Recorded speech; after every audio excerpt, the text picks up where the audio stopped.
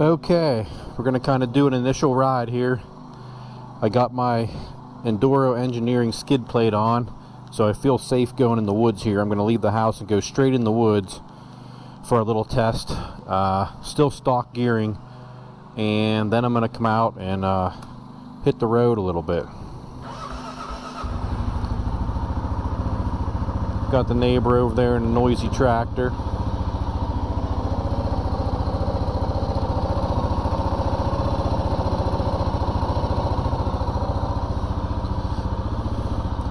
Got something sticking in my glove, driving me crazy.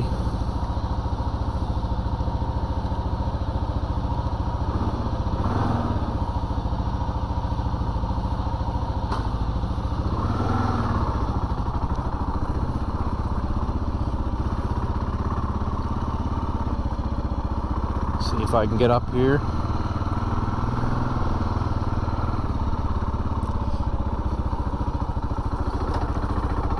Little tough.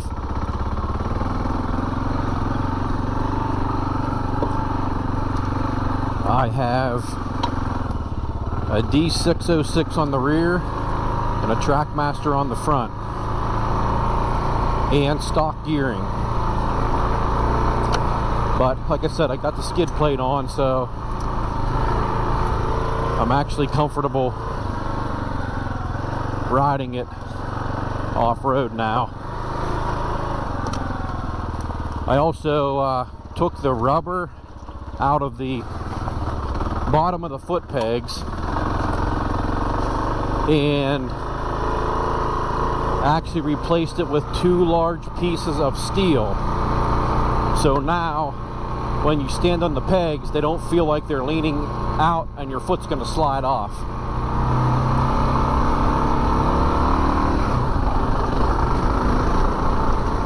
Get up here off this road.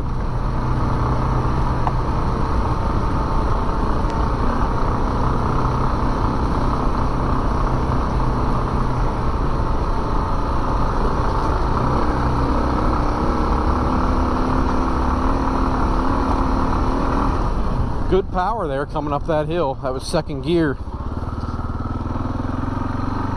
Get more on the 2 track now.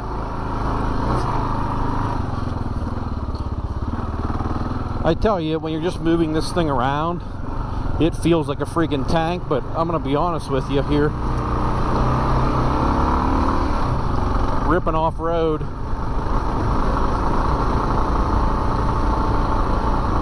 you don't really feel it too much. The tires help. I wouldn't even be up in here probably if I still had the stock tires on. There's a turkey. See that turkey up there? Just took off, flying up through. Oh, the bike's gonna get muddy.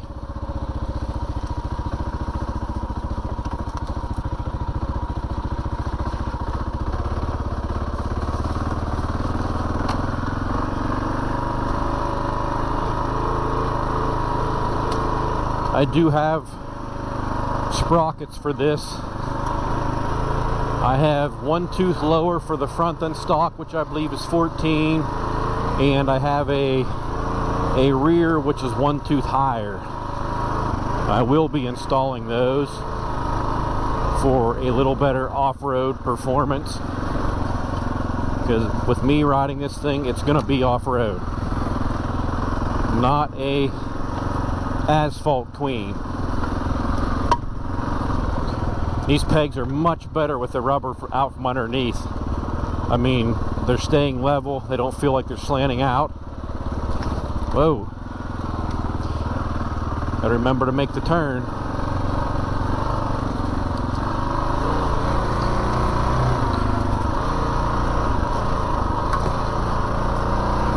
Feels very good off-road so far. Very good.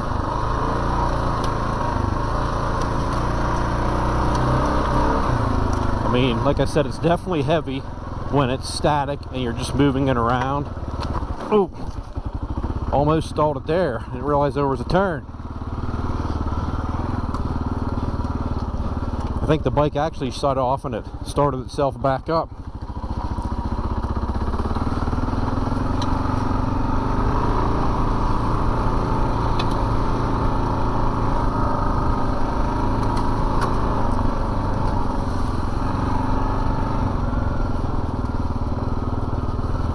It doesn't feel, the steering with it has more rake than the past KLRs, and you definitely have to get used to the steering with it raked out more. It doesn't feel as quick turning.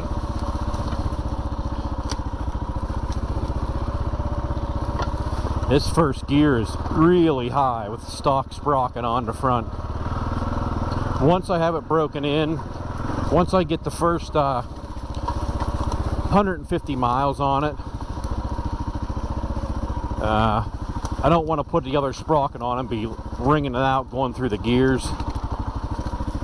So once it's broke in, I had the skid plate on, just took one to the bottom. Once I get to the brake in, I'll throw that other front sprocket on, and I had a 2006 KLR with the same sprocket setup, the 44. I should have went the other way. This is going to be rocky, bitch. 1444, and it was really good off-road for slower stuff. Plus, you could still go down the highway at a fair pace, 70 if you wanted to.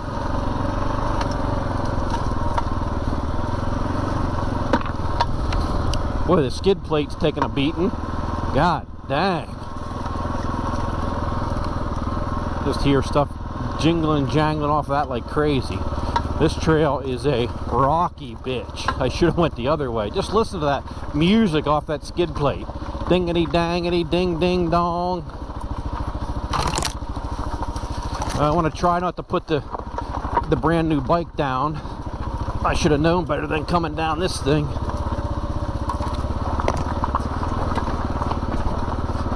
Oh, did good. Survived that section. Now we got leaves on top of mud down through here, so I better sit down. It's gonna get slimy right in here like crazy. These leaves are all on top of the mud with hidden sticks underneath it and everything else. I mean, you can't see anything through the leaves.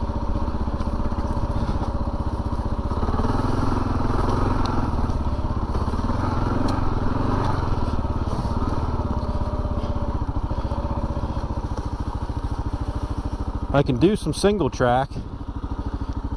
Think we should try some? What the hell? It's only a brand new bike. You know, the back brake, people say the front brake is vague. The back brake is very touchy. I mean, like just now when I've been touched, as soon as I touch it, like up through here and coming down those little hills, I mean, it's skidding.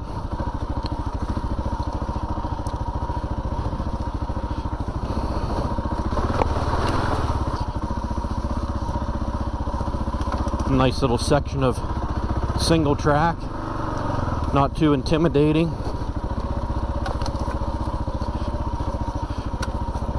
When you're going slow though with this first gear, this bike has good engine braking, but not when you're in the first gear going slow. It feels like there's none. A lot of rocks hidden. I mean, I'm not going fast and really slamming a lot of shit, but the suspension is doing well. It's definitely better than my stock 2006 was. That's for sure.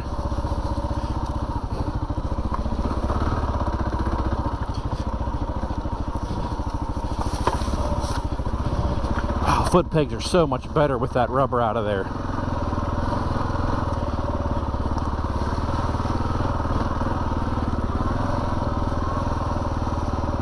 God, for as heavy as this thing is, I tell you what, it's doing well. And with the gearing change, I really wouldn't be afraid to take this thing anywhere once I get the gearing swapped out.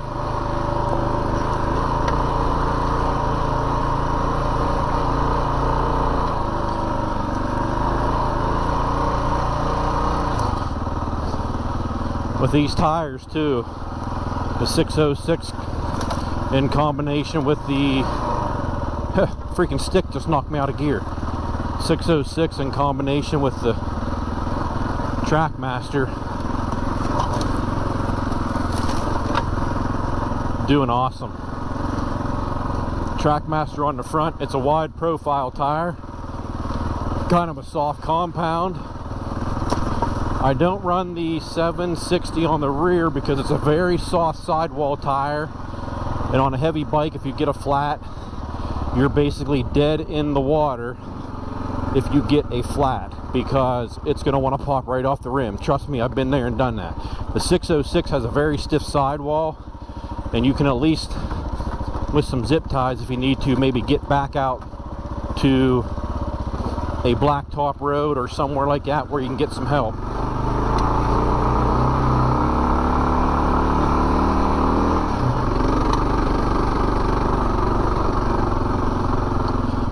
I'm not supposed to be going over 21 miles per hour in first gear, and I just went 25. Hope that doesn't void my warranty.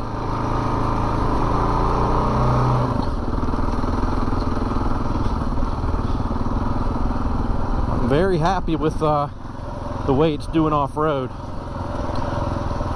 and it's more comfortable for me. You can see I have 2-inch rocks, risers on, and Tusk Chubb fat bars in the KTM bend. Very comfortable, especially standing up, because even with the foot pegs, even with the stock foot pegs, I feel good standing up. I probably will not lower the pegs at all. I'm gonna get out of the woods here and get on the road and see how she does on the road. Yeah, I'm telling you what. Now, I'm not a guy, like, I haven't ridden, I gotta get turned around here. I haven't ridden any KTM big adventure bikes, but, so I can't compare anything. I'm not an adventure bike guy, I'm a dual sport guy. So, but, bike's pretty cool. And you don't feel the weight off-road, you really don't. And a lot of that weight up top is from your gas.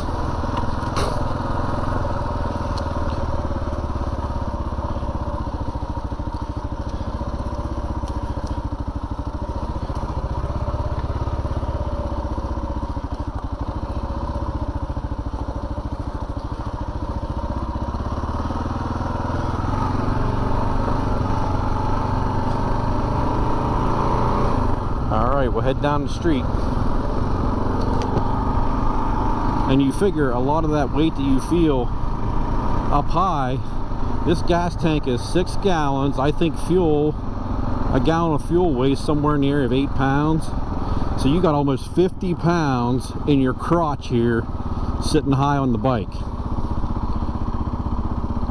Plus, you got the... Man, is this person going slow? Holy crap. Yeah. So that's a lot of weight up top. I'm going to put a lithium battery in it.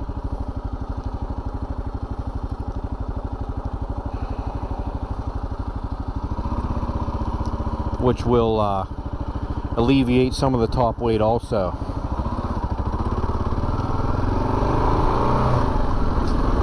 Also a Delcovic pipe, which will definitely take care of some weight for sure.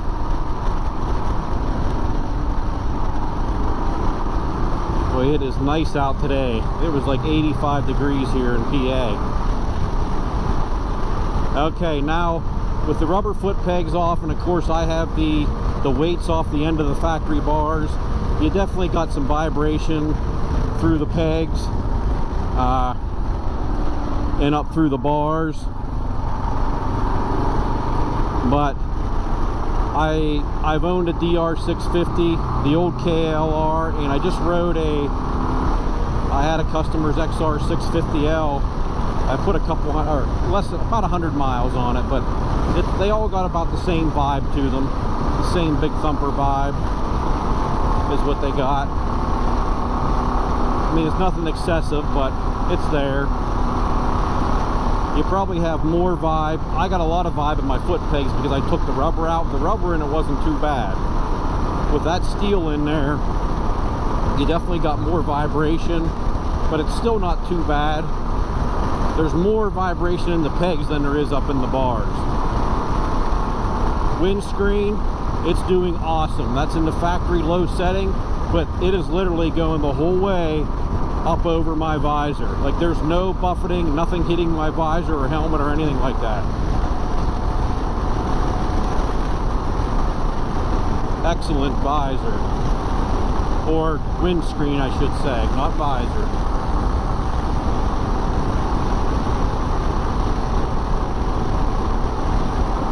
Cruising along nicely here. I don't even know what gear I'm in. I'm guessing I'm probably in 5th already, maybe. Cruising along at 55.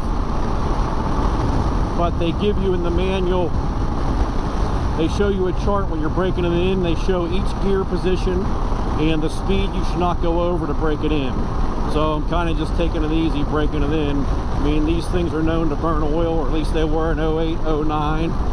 So I want to break it in right and hopefully get the rings seated correctly so we're not burning oil. We'll see.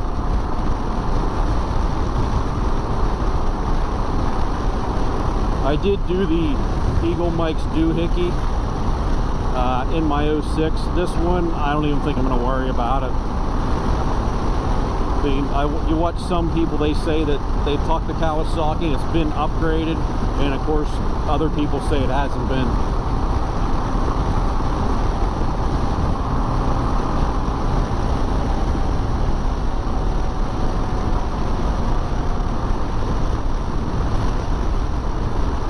It's definitely not going to be as smooth as a twin cylinder motor, but I mean, for what it is,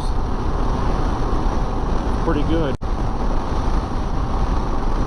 I mean, you just got the plain Jane dash here, but it's all I want. I don't want a big fancy bike that I got to worry about setting traction control, turning traction control off, traction control on, you know, stuff like that. You know what I mean? I'm just, I just want something I can cruise along on, take it off-road, and not worry about any BS or electronics going wrong, other than maybe a fuel pump. Yeah, I must be in 5th gear because I don't have a lot of spunk here. I'm doing 55, and I don't have a lot of gumption to get going here. Put it back down one there. I definitely have more RPMs and a little bit of spunk.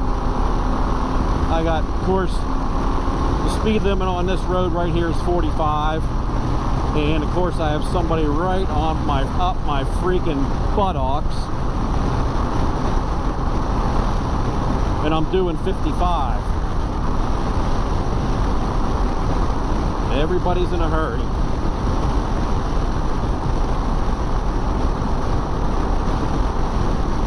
I would probably have this down in 4th gear, getting the RPMs a little higher, but being I'm breaking it in, I don't really want to do that.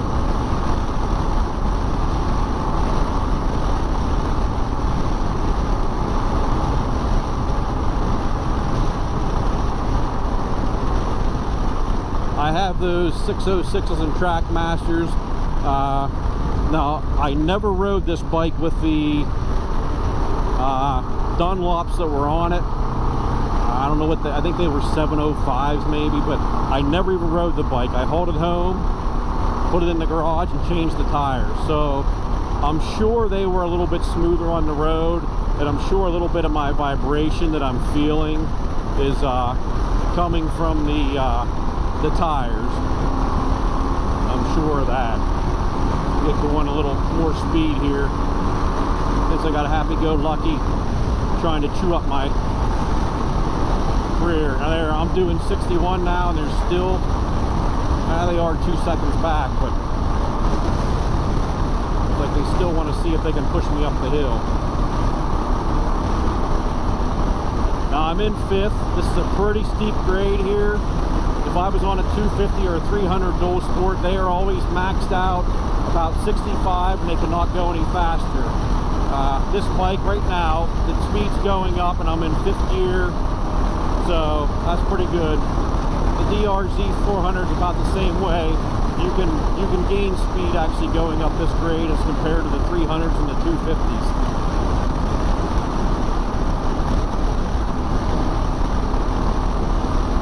Seat feels pretty comfortable, but I have a bony bum, so it's almost like no matter what I sit on, after about an hour, I kind of got to stand up or stop and take a little bit of a break if I can. But it's a very wide seat, and it is very comfortable compared to a lot of the smaller bikes.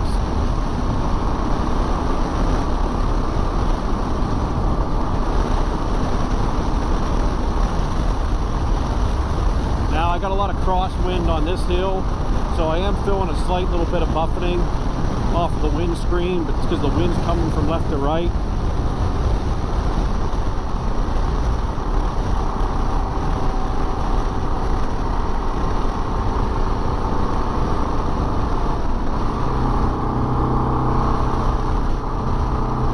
Very pleased with it though. This bike, the reason I bought it is I'm thinking of, I've had 650s in the past. I had a DR 650. I sold my DRZ 400, got the 650 DR, rode it. I went back to a DRZ 400. Had that for a few more years. Went to the used 06 KLR 650. I also in that time had a KLX 650. Then I decided I wanted the DRZ 400 again, so I sold that and purchased the current DRZ 400 I have now. Still have it. Went and bought this bike, and I'm trying to make sure that I want to get rid of my DRZ 400. Anybody who watches the channel knows I have KLX 300 also, so that would be my small leisure bike. Now we got somebody taking a Sunday drive here, not looking for bikes, pulling out in front of people. Gotta love it.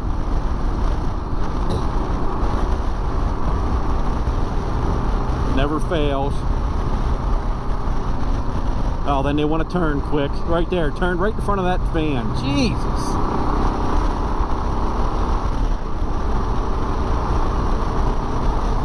Acceleration on this, it's nothing compared to the XR 650 that I had ridden, and that XR 650 was bone stock.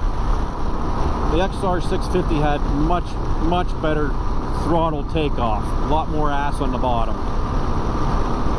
I'm actually going to turn back this shell road and see if the gate is open. Sometimes it is open, sometimes it isn't.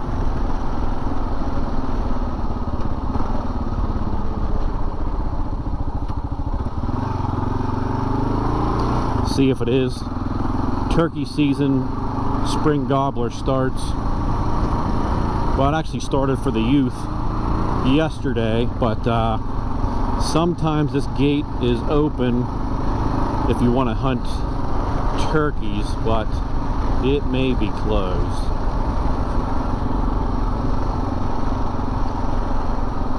That looks like it may be open.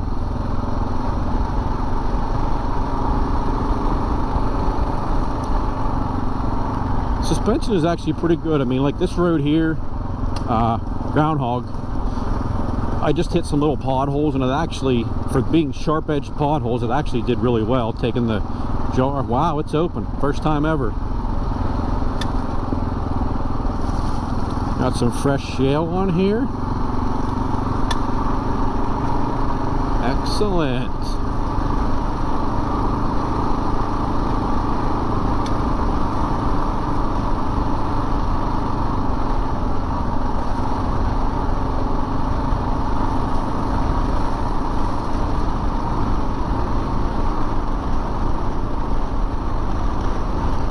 Once I get this bike broke in, like I said, I'll do the sprocket change, and I'm definitely gonna put it through its paces off-road once it's broke in. I mean, I'm not afraid to get nuts on it off-road.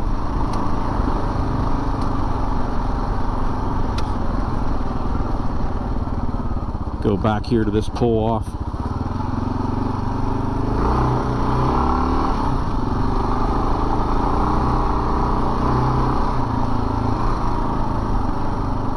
Hop off here, give you guys a look at it. Close the motorized vehicles. One thing about Pennsylvania, boy, our game commission hates motorized vehicles.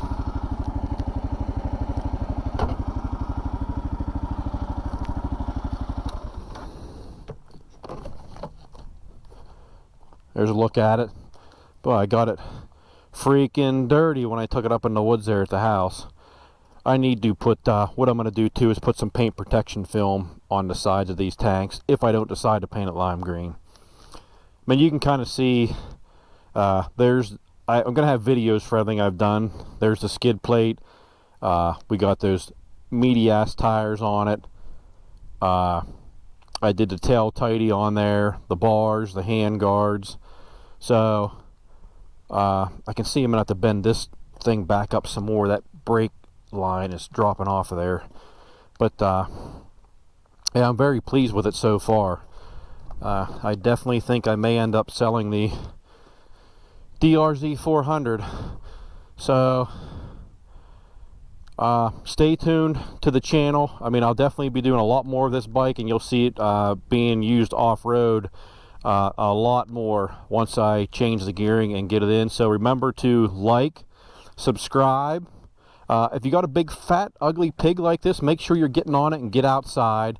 Any questions, put them down below. I always try to answer everybody as soon as I get a question, or if you do it through the night and I wake up in the morning, I try to get back to you. Peace out.